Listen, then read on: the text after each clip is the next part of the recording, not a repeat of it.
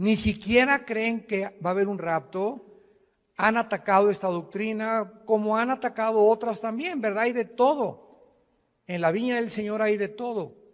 Y siempre que encontramos una controversia en la Biblia, no se debe más que a dos razones principales. Cristo dijo: erráis ignorando las Escrituras y el poder de Dios. Entonces, cuando en la Biblia, por ejemplo, hay un grupo que dice: yo no creo que la salvación se pierde. Y cuando me encuentro así, tengo debates en una cadena que se llama Enlace, casi los miércoles cuando me invitan a debatir con pastores en todo el mundo. Están desde Costa Rica, están de Colombia, y yo estoy solo en Dallas, porque ahí está la base de Enlace Internacional. Y pues me dicen, ¿verdad? ¿Qué piensa usted de por qué se pierde la salvación? Y les contesto: ¿ustedes ya han estudiado la otra cara de la moneda? ¿Cuál es? Que en la salvación no se pierde, porque los que creen que se pierde la salvación tienen solamente 5 pasajes en todo el Nuevo Testamento que leyéndolos, parece que se pierde la salvación, contra más de 175 pasajes que nos enseñan que es imposible perder la salvación. Entonces, cuando tienes en la Biblia una balanza y tienes dos perspectivas o dos doctrinas, es importante buscar cuál tiene más peso teológico y entender por qué las personas que creen eso lo creen, para que tú les puedas mostrar con los versículos que ellos usan para demostrar que esto es así, contradecirles a través del contexto dentro del cual el texto está escrito, porque sacar un texto de contexto es hacer un pretexto. Entonces, las sectas se caracterizan por eso. Tú platicas con un testigo de Jehová, y un testigo de Jehová te va a decir que Cristo no es Dios, que el infierno no existe, y le preguntas: ¿por qué niegas que Cristo no es Dios? Y te contestan: es que Él dijo que nadie sabe estas cosas más que el Padre. Entonces, ¿cómo puede Cristo ser Dios si dijo que Él no sabía ni siquiera el día ni la hora? Sin entender que cuando Cristo bajó al mundo, Filipenses capítulo 2, Él se hizo igual que nosotros, se puso debajo del Padre temporalmente, para que Él no hiciera nada más que lo que el Padre le dijera, y dejarnos el ejemplo de la sumisión a la autoridad. Pero Jesucristo era 100% Dios y era 100% humano. Tú platicas con un mormón y el mormón te va a decir que ¿por qué no podemos tener 4 mujeres, 5 mujeres? Si David tuvo casi 7, 8, Salomón tuvo casi 1000. ¿Y por qué yo no? Dice don Pancho Pistolas. Y tú puedes contestarle claramente, ¿verdad? La dispensación o la administración bajo la cual vivieron. ¿Por qué Cristo, Dios? Porque Dios tiene 2 clases para poder juzgar. Una, la voluntad de Dios, apúntalo, es permisiva y directiva. Entonces, el hecho que Dios permita algo no significa que sea la voluntad de Dios. Una muchacha llegó un día y me dice: ¿es por qué me permitió casarme Dios con este patán de esposo que me golpea, etcétera, etcétera? Si yo le pedí a Dios, y le dije: porque tú aceptaste casarte con él y tú sabías perfectamente bien lo que hacías. Tenías 2 años sin ir a la iglesia cristiana y te casaste con el primer camión que pasó por ti.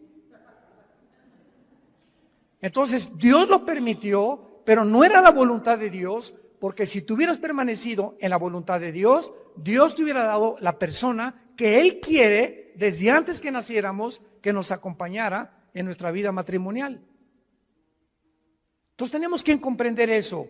El que Dios haya permitido que Abraham se aventara el clavado con Sara, con Agar, y que David tuviera esposas, y que Salomón lo dejó como ejemplo para que Salomón escribiera el libro de Eclesiastés. Y ahí Salomón lo explica claramente. A la risa le digo: enloqueces al placer de qué sirve esto. Para que cualquier hombre que crea que teniendo 2 mujeres o 3 mujeres ya la hizo y vas a ser feliz, te equivocas, porque las cosas que se escribieron para nuestra enseñanza se escribieron, a fin que a través del ejemplo de los hombres y mujeres que Dios exhibe con sus pecados en la Biblia, veamos que por eso la Biblia es un libro de santidad. Muy bien, vamos a abordar esta doctrina del rapto de la iglesia. Primera de Tesalonicenses 4, del 13 al 18. Pablo les dice a esta iglesia: no queremos, hermanos, o tampoco queremos que ignoren acerca de los que duermen. Dios no quiere que ningún cristiano ignore qué pasa después de morir. No quiere Dios que nosotros ignoremos qué hay después de la muerte, para que no nos comportemos como la gente que, como no sabe qué hay después de la muerte, como mi abuelita, se murió uno de sus hijos de mi abuela materna y se vistió de negro 8 meses sin salir de su casa para guardar luto. Háganme ustedes el favor. ¿Por qué lo hizo y por qué lo hacían nuestros abuelos o abuelas? Por la ignorancia de saber qué es la muerte y cómo debemos comportarnos delante de la muerte. Entonces así comienza Pablo escribiéndoles a estos hermanos: no quiero que ustedes ignoren acerca de los que duermen.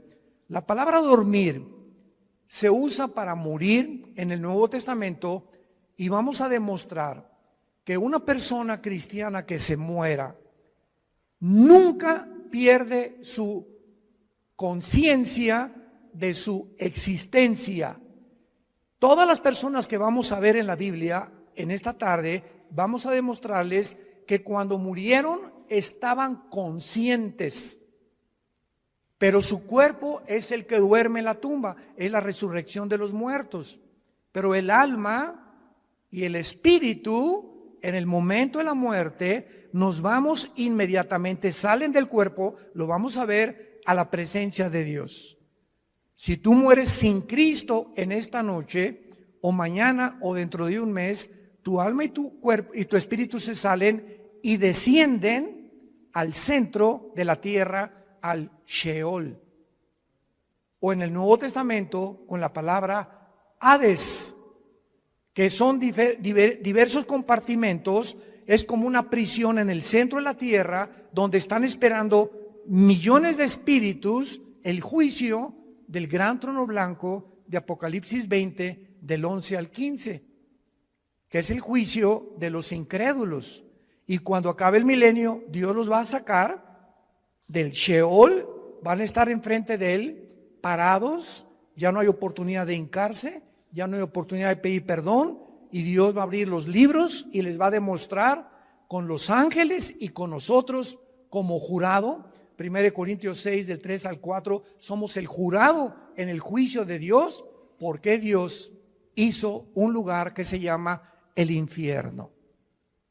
Y si no hubiera un infierno, el Dios de la Biblia sería un monstruo, porque si no hay un castigo para las gentes que no fueron castigadas en la vida, pues entonces se salieron con la suya, porque nadie los castigó. Se empanzonaron y crecieron y se rieron y se emborracharon y violaron niños y fueron pederastas y violaron mujeres y tuvieron 3 o 4 y abandonaron sus matrimonios y dieron mal ejemplo a sus hijos y robaron y se aprovecharon de su puesto con políticos, etcétera, etcétera, y de repente se mueren en un accidente o les da un ataque al corazón. ¿Y qué?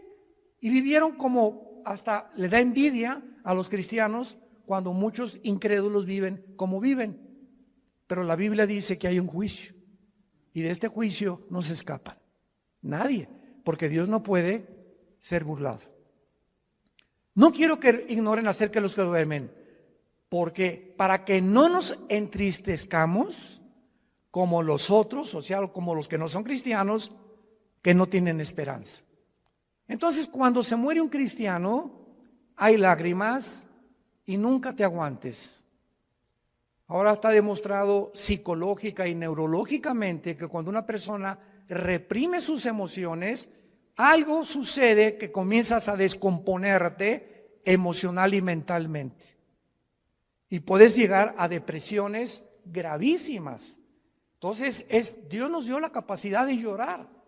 Y si alguien se murió, no te aguantes, llora. Y desahógate todo lo que puedas. No te aguantes cuando tienes ganas de llorar, llora. Pero al mismo tiempo que lloramos, hay una compensación de saber que mi primo, mi hermano, mi papá está en un lugar muchísimo mejor que si se hubiera quedado en Querétaro.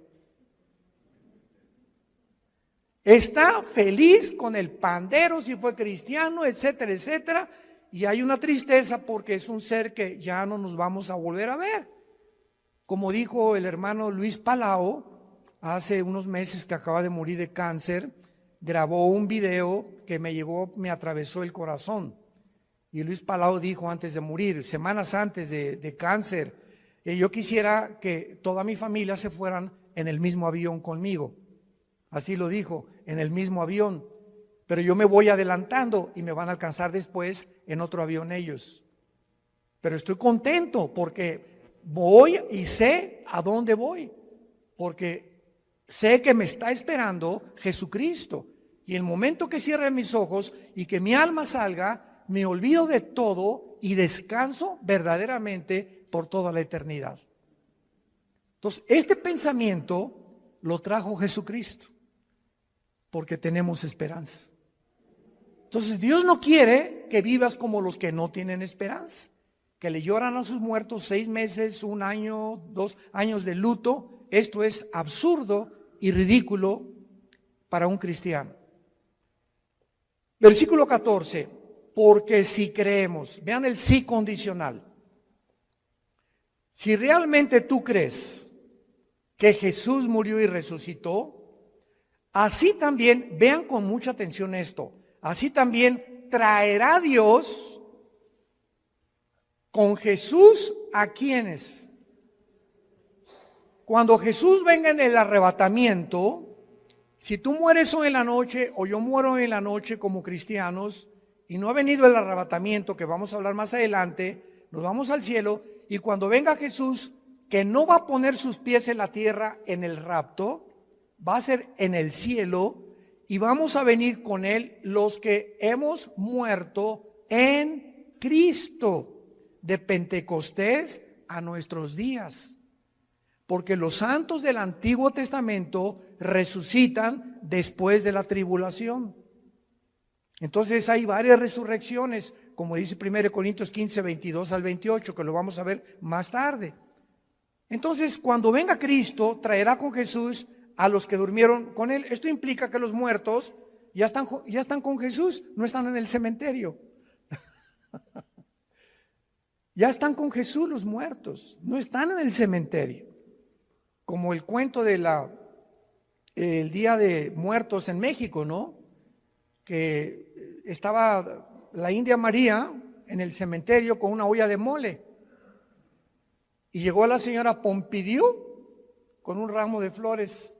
Y entró la señora Pompidou al cementerio con su ramo de flores así.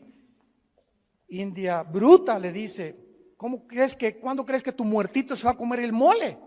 Y le contestó la India María, cuando venga el suyo por las flores. O sea, tanto los ignorantes como los de la clase alta cometen el mismo error que se llama paganismo. Cuando nosotros enterramos a alguien, un cristiano no regresa nunca al cementerio, porque no hay nada más que huesos y lagartijas. Y pararte enfrente de una tumba o de un monumento de una tumba, ¿verdad? Es por ignorancia, porque de alguna manera queremos seguir teniendo contacto con eso. Y, ay, mi chole, ¿verdad? Y perdóname que te haya hecho lo que te haya hecho, ¿verdad? Y perdóname, mi chole. Y comenzamos a hablar con el muertito, con la muertita, y él no está ahí. Ni se va a comer el mole, ni va a salir por las flores. Entonces, todas esas costumbres han sido arrastradas por ignorar qué hay después de la muerte. Y Jesús vino a abrirnos los ojos y el entendimiento para que vivamos con una vida de la verdad y del conocimiento. Versículo 15, por lo cual, entramos en materia, os decimos esto en palabra del Señor. O sea, Jesús le reveló a Pablo lo que vamos a leer. Que nosotros que vivimos, que habremos quedado hasta la venida del Señor, no precederemos a los que durmieron, porque el Señor mismo, con voz de mando, con voz de arcángel y con trompeta de Dios, descenderá del cielo, y los muertos en Cristo resucitarán primero. Luego nosotros los que vivimos, los que hayamos quedado, seremos, apunta la palabra en tu Biblia, arpazo, tal como suena con Z, arpazo, como el arpazo de un tigre o el de un león que hace esto para arrebatar la carne. Y esta palabra se tradujo arrebatados y significa ser sacado o quitado de en medio súbitamente. Por eso se llama rapto, viene del latín raptarus. Entonces, usar arrebatamiento o el rapto de la iglesia son palabras sinónimas, pero se tradujo arrebatados. Y es la palabra arpazo, que se traduce ser quitado, es cuando alguien rapta a alguien, viene y lo quitan y lo suben a un coche, ¿verdad? Súbitamente de repente y te inmovilizan y te desaparecen. Por eso se llama que seremos raptados. De repente, millones de personas en el mundo van a encontrar la ropa tirada en el suelo. Todos los bebés van a desaparecer del planeta Tierra y los niños menores de edad hijos de los cristianos. Aviones van a chocar porque los pilotos chocaron, porque desaparecieron los pilotos. Los congestionamientos de tráfico en las carreteras van a ser espantosos por tantos choferes que desaparecieron de sus trailers, de sus carros y tuvieron que chocar. Va a haber un congestionamiento impresionante en los medios de comunicación, tratando todos de poder investigar qué sucedió, qué pasó, quién se llevó a millones de personas del planeta Tierra. ¿Qué creen ustedes que el mundo va a contestar? Se los llevaron los ovnis.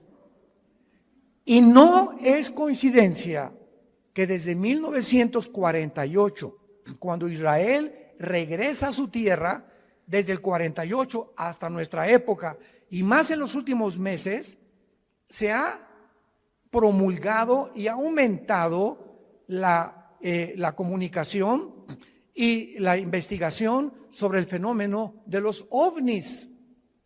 Las Naciones Unidas ya tienen un departamento dirigido por una hindú, una mujer de la India, encargada de investigar el fenómeno ovni. Al expresidente Trump le dijeron los senadores que por favor explicara el problema de Roswell, que en Nuevo México parece que cayó un ovni en Estados Unidos y que había un habitante dentro de él que lo sacó la CIA y el Pentágono en Estados Unidos y descubrieron que pues era completamente falso. Entonces, ¿por qué están apareciendo tantos platillos voladores en el cielo? Yo quiero darles ahorita la respuesta. Una vez me preguntaron, ¿por qué ustedes los cristianos no creen en los ovnis? Y yo les contesté, ¿quién dice que no creemos? Claro que hay muchos videos falsificados y relatos de personas que fueron raptadas por ovnis o que también hicieron experimentos genéticos con ellos, pero hay hechos que son reales. Y yo estuve traduciendo, ¿te acuerdas, Alan? De Jim Arwin. Jim Arwin fue el piloto de la nave Apolo 15, que fue el primer vehículo que caminó en la luna. Y Jim Arwin vino a México y me llamaron a mí, ya hablaba yo inglés en aquel tiempo, para que fuera su traductor. Fuimos como 6 o 7 universidades, ¿te acuerdas? Y Jim Arwin estuvo platicándonos con nosotros que él vio, porque allá cuando regresaba de la luna, él se convirtió a Cristo. Y en la escuela donde iba Alan tenía a un hijo que ellos adoptaron. ¿Te acuerdas? Era un taiwanés o de Filipinas, que era la misma escuela donde iba Alan y nuestra hija Kim, que ya murió de cáncer. Pero Jim Arwin me dijo, mira Armando, yo vi una cosa que pasó enfrente de la nave cuando íbamos entrando ya a la atmósfera, que era una velocidad Mach 3, o sea, imposible que ninguna nación haya fabricado tal artefacto que pueda trascender la velocidad del sonido. Y le dije, ¿qué era? Dice, nada más vi algo como plateado que pasó enfrente de mí. Entonces, hay astronautas y hay pilotos de integridad que dicen que se han enfrentado con este fenómeno de los ovnis. ¿Y cuál es la respuesta? La respuesta es que es real. Nada más que los cristianos no les llamamos ovnis, les llamamos ovis. Objetos voladores identificados. Porque no negamos que existen, pero sabemos quién está detrás de ese fenómeno. Son materializaciones de la energía satánica. Satanás está preparando el mundo para que cuando venga el arrebatamiento de la iglesia, sepa el mundo que fuimos sacados del mundo por extraterrestres. Ahorita, en el estado de Colorado, en Estados Unidos, el más grande observatorio de los ovnis, ¿quién creen ustedes que lo financia? El Vaticano. ¿Y saben cómo se llama el observatorio? Lucifer. Lucifer. El más grande observatorio que está tratando de encontrar, porque dijo el Papa Francisco, que si llegaban los ovnis, él los iba a evangelizar. Bueno, no nos vamos a perder con eso, ¿verdad? Pero vamos a explicar esto claramente. Dice el versículo 5 que cuando Jesucristo venga en el rapto, va a haber una generación de cristianos vivos. Dios quiera que seamos nosotros. Muy bien. Y dice el versículo 16 que cuando Él venga, viene con voz de mando que solamente lo vamos a oír nosotros. Viene con el arcángel Miguel, que es el comandante en jefe de la nación de Israel. Y también dice la Biblia que vendrá con una trompeta. Y esta trompeta no es la última trompeta del capítulo 14 de Apocalipsis, porque las trompetas del Apocalipsis son de juicio. Y la trompeta que se va a usar aquí es para llamarnos a nosotros. Vamos a oír como un shofar. Porque en el libro de los Números, en el Antiguo Testamento, cuando acampaban, usaban 2 trompetas. Entonces en el desierto eran 2 millones de personas. ¿Y cómo podía Moisés decirles, mándeles un Twitter a los que se encuentran como a 1 kilómetro acampados, porque necesito tener una reunión mañana en Zoom con ellos? Entonces, agarraban una trompeta y tenía un sonido continuo, y cuando la gente lo oía, se acercaban alrededor del campamento y de la tienda de Moisés y de Josué para saber que él tenía instrucciones, y había otro toque de trompeta que era que era repetido, que significaba empaquen porque nos vamos, estamos cercanos por el enemigo. Entonces, uno era para reunir al pueblo y el otro para huir, porque tenían que cambiarse de lugar, porque sentían que venían enemigos contra ellos. Y el toque de trompeta que vamos a oír es para reunirnos con Jesús. No puede ser la trompeta del Apocalipsis. Esto es muy importante para poder saber, porque he oído que han dicho que es la última trompeta del Apocalipsis, y esas son trompetas de juicio. Entonces dice la Biblia, Cristo descenderá del cielo, versículo 16. Y noten ustedes que los primeros en encontrarse en el aire con Cristo serán los muertos, pero vean ustedes, en Cristo. O sea, desde Pentecostés hasta nuestros días se formó la iglesia. La iglesia no existía en el Antiguo Testamento, no existía en los evangelios. Fue cuando en Pentecostés bajó el Espíritu Santo que se formó el cuerpo de Cristo. Y ahora la iglesia somos seres humanos que estamos en Cristo, injertados en Él. Dice Efesios 5, somos parte de sus huesos y de su carne de Cristo, es el cuerpo místico de Cristo. Entonces en el rapto, si nosotros estamos vivos y viene ahorita a las 7:30 de la noche y oímos, vamos a oír, ¿verdad? Nada más nosotros un sonido y de repente en un abrir y cerrar de ojos estamos en el cielo con Él, ya Él viene con todos tus parientes que murieron antes que nosotros en Él. Los santos del Antiguo Testamento resucitan después de la tribulación. Y este orden, porque dice en 1 Corintios 15, 22 al 28, que hay un orden establecido por Dios para la resurrección de los muertos. Primero Cristo las primicias, después los que son en Él. O sea, la iglesia que somos nosotros. Y dice la Biblia, luego nosotros los que vivimos, los que quedemos, seremos arrebatados juntamente con ellos en el aire. El rapto es en el aire, Jesús no baja. La segunda venida baja y planta sus pies en el monte de los olivos. Zacarías capítulo 14, del 12 en adelante. Cristo pone sus pies en el monte de los olivos donde fue crucificado. Y dice Zacarías 14, se va a hacer un valle de sur a norte y de oriente a occidente. Se va a hacer una cruz en el suelo. Va a ser como una hendidura que se va a hundir la tierra formando una cruz cuando Cristo venga y viene con nosotros, Apocalipsis 19, a establecer su reino. Son dos eventos completamente diferentes. Veamos el otro pasaje en 1 Corintios capítulo 15, versículos 51 al 53. Pablo comienza diciendo, les digo un misterio. El rapto de la iglesia, síganme con mucho cuidado, era desconocido por los judíos. Ningún profeta del Antiguo Testamento habló del rapto de la iglesia, que habría un grupo de personas que no íbamos a morir. Era desconocido bajo el Antiguo Testamento. En los evangelios no se encuentra, en Mateo, Marcos, Lucas y Juan, no se encuentra el rapto. Más que cuando Jesús dice en Juan 14, voy a preparar una morada para ustedes y vendré y os tomaré a mí mismo. De una forma indirecta, la palabra os tomaré a mí mismo, que es en el griego paralambano, apúntalo, paralambano significa ser sacado y unido a Cristo.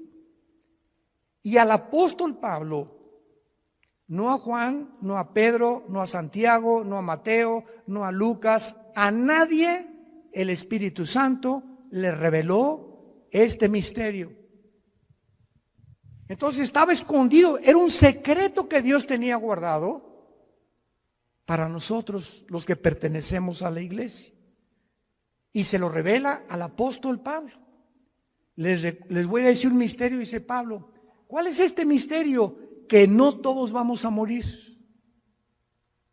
pero todos vamos a ser transformados.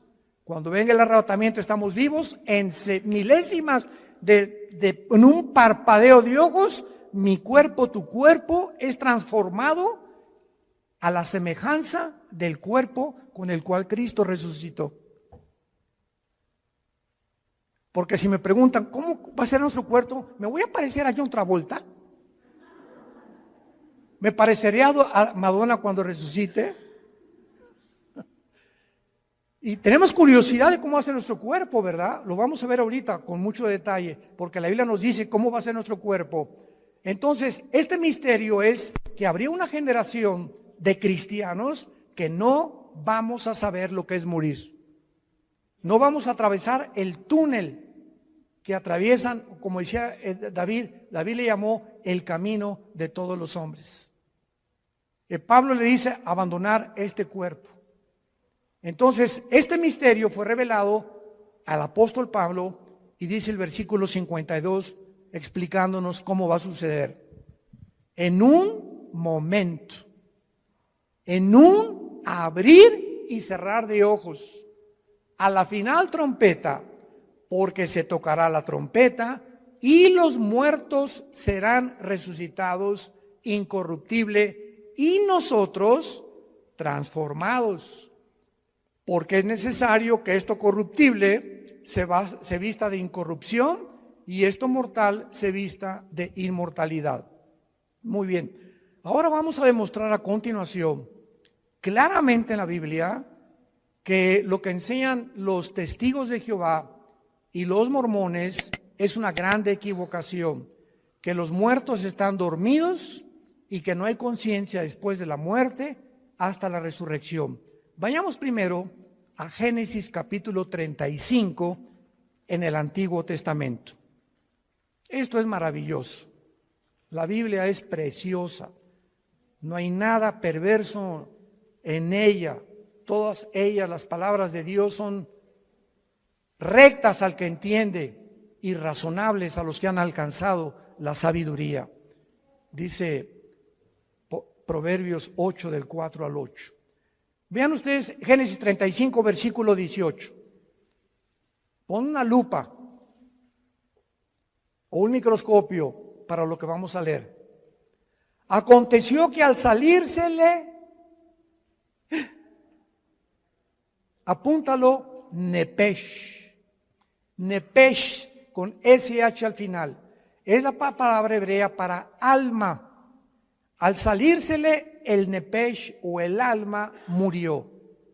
Desgraciadamente hay una traducción de la Biblia que se llama la Nueva Versión Internacional. Yo no se la recomiendo a nadie. Y si tú lees este versículo en esta versión de la Biblia, dice, aconteció que suspiró. ¿Y qué es un suspiro? O sea, no explica nada, ¿no? Porque no nos revela la parte que forma el cuerpo humano, que es el alma. Vamos a ver cuál es la otra parte del cuerpo humano. Y cuando dice la Biblia Nepesh, si lo quieres apuntar, el alma es el centro de la mente, las emociones, la voluntad y los sentimientos. Eso es el alma. Y que en otras partes del Antiguo Testamento se traduce como el corazón. Del corazón salen las malas palabras, del corazón sale esto, del corazón aquello, perverso y engañoso el corazón, Jeremías 17:9, y cuando dice perverso y engañoso el corazón, perverso y engañosos son nuestros sentimientos. Perversos y engañosos son nuestras emociones. Perverso y engañoso es nuestra voluntad y nuestro intelecto. Nacimos torcidos. Qué peligroso es que confiemos en nuestros sentimientos y en nuestras emociones cuando no están bajo el control del Espíritu Santo. Ay, hermano, me voy a casar. Sí, qué bueno que te vas a casar, Conchita. Es que está re guapo, se parece a Rambo. ¿Y te vas a casar por el físico? No, voy a casar porque que te linda y está muy bonita. ¿Y te vas a casar por el físico o realmente ya tienes un tiempo conociendo el corazón de esa persona, su carácter, cómo reacciona a diferentes cosas, caminar con Cristo? Porque el matrimonio es para dos discípulos. El matrimonio es para dos discípulos de Jesús. Porque si te casas y eres cristiano con una que no es cristiana o con uno que no es cristiano, ¿qué va a pasar? Es como atar en el arado, en el campo, a un buey con un burro. Entonces el buey jala para acá y el burro jala para allá. Para arar el arado se necesitan dos bueyes. No estoy diciendo que seas buey. Que el matrimonio es para discípulos. Aconteció que al salírsele el alma, murió. Al morir, ¿qué se sale de nosotros? Se sale el alma. Ahora el versículo 29 del mismo capítulo. Y exhaló Isaac el Roach. Así como suena, se pronuncia la CH en hebreo como J, Roach. Se le salió y se traduce espíritu. Y el espíritu es la parte inmaterial a través de la cual conocemos, adoramos y servimos a Dios. Adoramos en espíritu, servimos en espíritu y seguimos en espíritu al Creador. Y hasta que el espíritu entra a nuestra vida y renace y resucita el espíritu muerto con el cual nacemos, no podemos servir a Dios. Y hay cristianos que sirven a Dios sin el espíritu. ¿Sabían eso? Sirven a Dios en la carne. Predican, enseñan, hacen, pero la motivación por lo cual hacen todo lo que hacen no es para Él. Es o para ser vistos, o para ser recompensados, o por muchas otras intenciones. Y lo encuentran en Apocalipsis 2, del 1 al 4, con la iglesia de Éfeso. ¿Se acuerdan de esta iglesia? Que le dice Cristo: yo conozco tus obras, has tenido paciencia, has probado los que son apóstoles y son mentirosos, has tenido esto y el otro, y en ese momento, Señor, gracias. Hasta que me reconoces, Señor. Con cualquiera de estas cosas que Cristo está alabando, se sentiría uno orgulloso, ¿verdad? Pero dice Cristo, pero, hay un pero, ¿cuál es, Señor, el pero? Que tengo contra ti que has perdido tu primer amor. O sea, todas estas cosas que Cristo alabó son buenas, pero lo estaban haciendo sin amor a Él. La carne es bien consagrada. Se llama la religiosidad. Y son de esos hermanos que, ¿y por qué el hermano se tatuó? ¿Y por qué trae el pelo largo? ¿Y por qué trae ese vestido tan caro, la hermana? ¿Y por qué el otro parece china poblana? ¿Y por qué esto y por qué el otro? ¿Y por qué se ponen aretes? ¿Y por qué celebran la Navidad? Dios mío, santo, no sé a qué virgen invocar. Que no hay ninguna, ¿verdad? Pero Jesús, María y José y el burrito que los acompaña. Es increíble que estén continuamente tratando de ver que el cristianismo es a través de cómo te vistes, de si estás tatuado. Una vez me dijo un señor: ¿ya viste ese hermano que está tatuado? Y le dije: es peor la panza de Santa Claus que tienes tú. Se pintó algo en el cuerpo, ¿y quién está haciendo más daño a su cuerpo? ¿Él o tú? Y peor si tomas Coca-Cola. Entonces, cuando apuntamos a alguien, 3 dedos nos apuntan a nosotros. Nos damos cuenta. Tengamos cuidado a quién juzgamos y a quién le señalamos el dedo, porque estamos buscando siempre que creemos que somos mejores que otros por la forma como nos comportamos, y a Dios se le adora en espíritu y en verdad. Es que en la Navidad es paganismo y ¿sabe? Cállese. Mi esposa le pone el árbol de Navidad más lindo que hay con esferas y estamos en Navidad. Jingle bells, noche de paz, contentos, alegres. Pero hoy, hermanos, no pusieron árbol, no pusieron nada y con su jeta.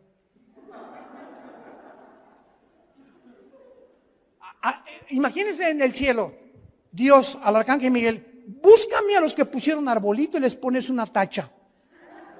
¿Se imaginan ustedes que así Dios calificara la vida espiritual de nosotros? Los que pusieron y los que no pusieron, los que toman vino y los que no toman vino, los que están tatuados y los que no están tatuados. Dios ve el corazón. El gozo y la paz en el espíritu que tengamos y la comunión con Él, eso es lo que Dios busca en nosotros. Ahora veamos en Filipenses capítulo 3, ya que hemos visto que al morir se sale el espíritu y el alma, no estamos dormidos. ¿Cómo será nuestro cuerpo cuando nosotros resucitemos? Dice Filipenses capítulo 3 con muchísima claridad, y tal vez muchos lo han leído antes, pero noten ustedes con los detalles que Dios nos da. Filipenses 3, 20 y 21.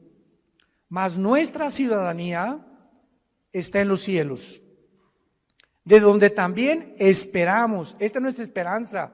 Estamos esperando no al anticristo, estamos esperando a Jesús, al Salvador, al Señor Jesucristo, el cual transformará el cuerpo de la humillación nuestra para que sea semejante ¿a quién? Para que sea nuestro cuerpo igual ¿a quién? Al cuerpo con que Cristo resucitó.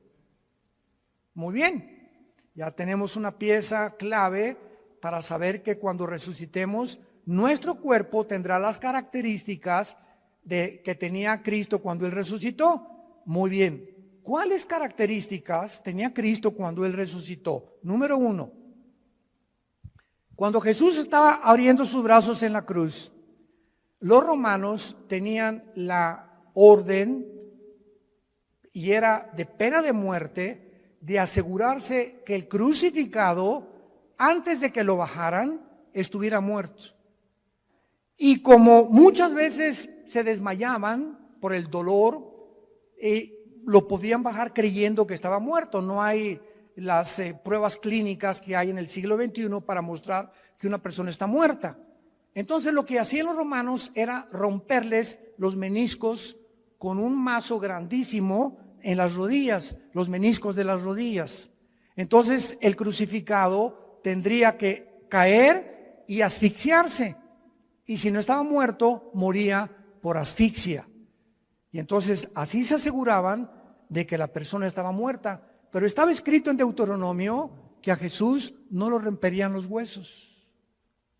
Y cuando se acercó un soldado a Cristo para romperle los huesos, un centurión romano le haber dicho al soldado: detente, yo voy a hacerlo de otra manera. Agarró una lanza y lo atravesó de la izquierda a la derecha, todo el diafragma y el corazón de lado a lado, para asegurarse que estaba muerto. Y el apóstol Juan en el Evangelio escribe esto: vi salir, porque él estaba en la cruz con María su madre y con María Magdalena, son los únicos que estaban en la cruz, y otra mujer, vi salir una gota de agua mezclada con sangre. Esto lo escribió Juan hace 2000 años. Y la cardiología moderna, un cardiólogo te da testimonio y te da evidencia que cuando se mezcla el agua con la sangre, implica la rotura del pericardio. ¿Qué es el pericardio? Es una capa que envuelve el corazón, y cuando se rompe produce un derramamiento de agua mezclada con sangre, lo que implica que cuando Jesús fue atravesado con la lanza, ya estaba muerto. Y ahora quiero hacerles una pregunta a todos ustedes, que me encanta hacérselas, sobre todo a los teólogos, aquí a los calvinistas y a los arminianos, y yo que aquí, que se me diga, a ver. ¿De qué murió Cristo?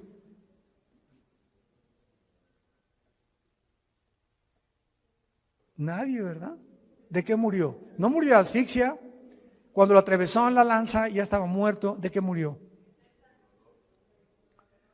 El Salmo 22, ya lo contestaron. Ya ha visto uno de mis videos. En el Salmo 22, 1000 años antes de que Cristo fuera crucificado, antes de que ni siquiera se practicara la crucifixión. Increíble. David escribe: Dios mío, ¿por qué me has desamparado?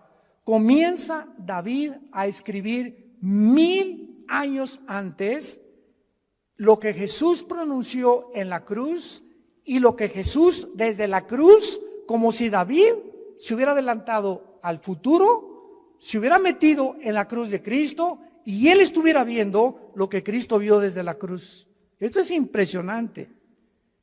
Y más adelante David escribe: horadaron mis manos y mis pies, y mi corazón fue como la cera.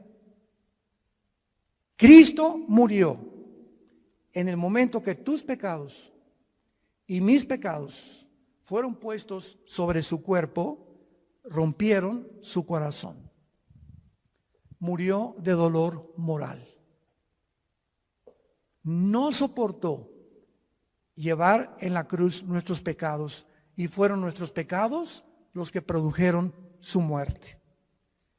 Y 700 años antes de que él muriera, el profeta Isaías, capítulo 53, escribió: despreciado y desechado entre los hombres, varón de dolores, escondimos del rostro, fue menospreciado, no le estimamos, molido fue por nuestros pecados y completamente deshecho por todo lo que nosotros hicimos.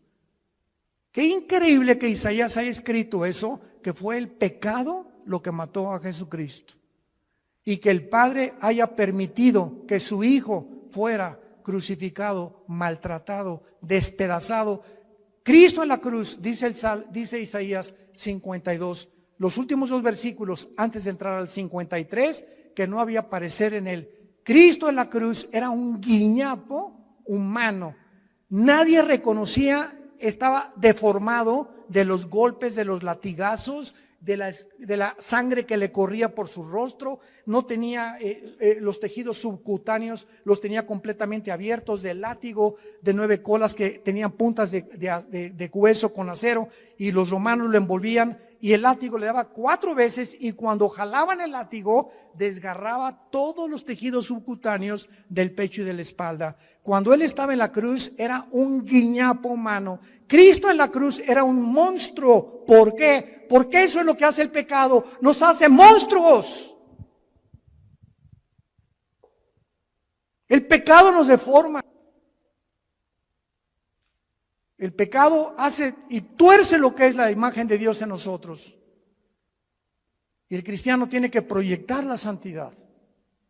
El cristiano tiene que proyectar el gozo, la paz del Señor. Y tú lo puedes ver en amigos tuyos o en personas que no son cristianas. Ve la mirada que tienen. Será. La lámpara de nuestro cuerpo son los ojos. Pero Cristo muere de esa manera para que Dios nos recordara el tiempo en que nosotros tenemos que estar conscientes de lo que el pecado nos hace en nuestra vida. Y vayamos en penúltimo lugar, Apocalipsis capítulo 6.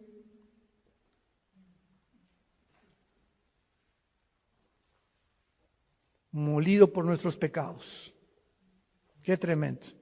En Apocalipsis 6 vemos otra evidencia de que cuando morimos no estamos dormidos. Capítulo 6, versículo 9 en adelante. Cuando abrió el quinto sello, vi, dice el apóstol Juan, vi bajo el altar las almas de los que habían sido muertos por causa de la palabra de Dios y por el testimonio que tenían. ¿Cómo podía Juan ver en el cielo cuando la sangre y la carne no pueden heredar la corrupción? ¿Cómo pudo Dios llevarse a Juan al cielo?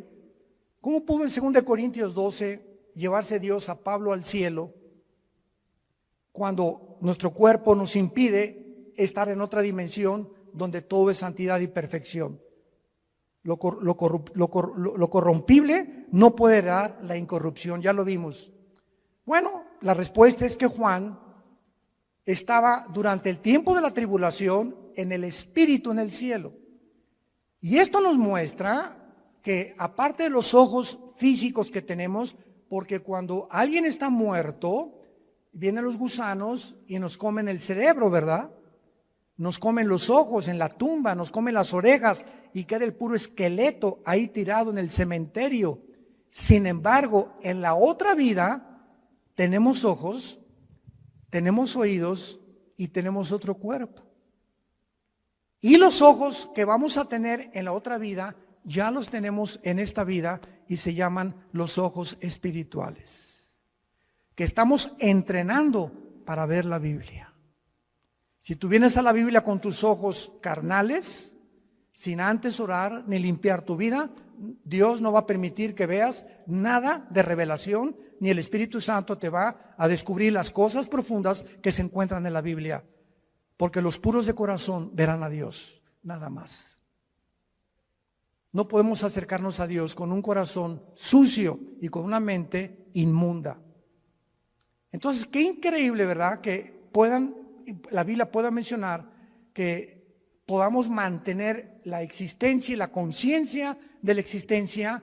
Y esto nos prueba otra cosa tremenda que hoy en la comida mi esposa y yo, platicando con unos dentistas en casa de Alán, nos compartieron, ¿verdad?, de lo que está descubriendo en el mundo de la medicina, de las vibraciones, etcétera, etcétera.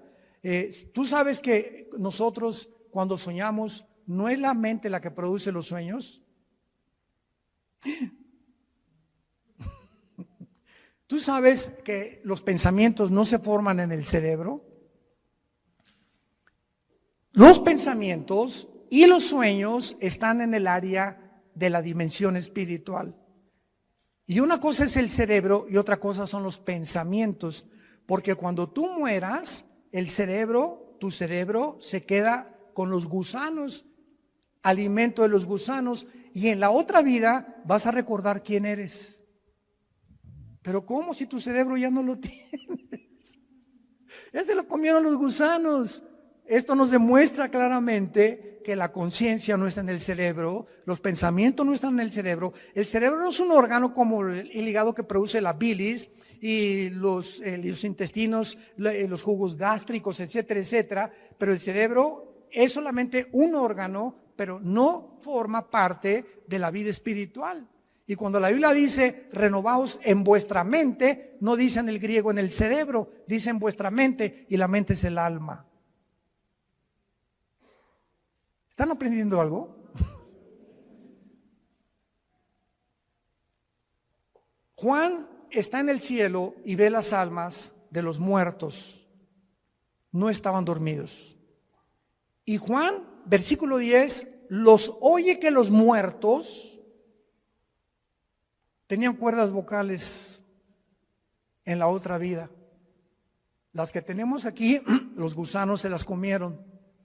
Y en la otra vida Juan oye que clamaban a gran voz, oyó que estaban junto a Dios y le estaban preguntando a Dios: ¿hasta cuándo, Señor, santo y verdadero, no juzgas y vengas nuestra sangre en los que moran en la tierra? ¿Qué fue lo que Juan oyó que estaban diciendo estos muertos en el cielo? Que estaban muertos en su cuerpo, pero conscientes de existencia en la otra vida, espiritualmente hablando. ¿Estaban pidiendo venganza? Estaban pidiendo justicia. Ahora, fíjense qué importante es esto. Cuando abrió el séptimo sello, se hizo silencio en el cielo como por media hora. Esto es impresionante. Y vi a los 7 ángeles que estaban en pie ante Dios y se les dieron 7 trompetas. Otro ángel vino y se paró ante el altar. Allá en el cielo hay un templo con altar, con lugar santo, con lugar santísimo y con atrio. Cuando Dios hizo el tabernáculo, lo hizo conforme a los planos que Dios le dio de algo que ya existía y que todavía está en el cielo. Y en todo Apocalipsis encontramos, vi el altar, se abrió el cielo y vi salir del altar de Dios los ángeles. Hay un templo en el cielo, literal, y bajará con la nueva Jerusalén. Capítulo 21 y 22, muy bien. Vi entonces otro ángel, se paró frente al altar. ¿Con qué? ¿Se acuerdan ustedes lo que representa el incienso? ¿Qué representa? Las oraciones, ¿verdad? Vi al ángel con un incensario de oro y se le dio mucho incienso, o sea, le dieron muchas oraciones más, porque cada vez que oramos sube al cielo. Cuando tú te hincas o sentado o nos reunimos 4 o 5 a orar o 10, no nos imaginamos el poder que se une espiritualmente y sube al cielo con mucho más fuerza cuando 2 o 3 se ponen de acuerdo en lo que están pidiendo. ¿Se acuerdan de Jesús? Cuando 2 o 3 se pongan de acuerdo en lo mismo, les será concedido, porque es mucho más fuerte cuando me pongo en oración con mi esposa o a la hora de la comida, oramos por esto, por aquello, y estamos 2 o 3 de acuerdo, y esto sube como un cohete hasta el altar de Dios. Se le dio mucho incienso para añadirlo a las oraciones de todos los santos sobre el altar de oro que estaba en el trono. O sea, hay un altar y un incensario en el cielo y las oraciones siguen subiendo, pongan atención, y Dios las está como si fueran incienso, metiéndolas, guardándolas, tus lágrimas, mis lágrimas, las oraciones. Dios está almacenando las oraciones. Vean ustedes lo que sucede. Versículo 4, y de la mano del ángel subió a la presencia de Dios el humo del incienso con las oraciones de los santos. Estas oraciones, simbolizando el incienso, suben a la presencia del Creador de los cielos y de la tierra. Y entonces el versículo 5 dice algo sorprendente.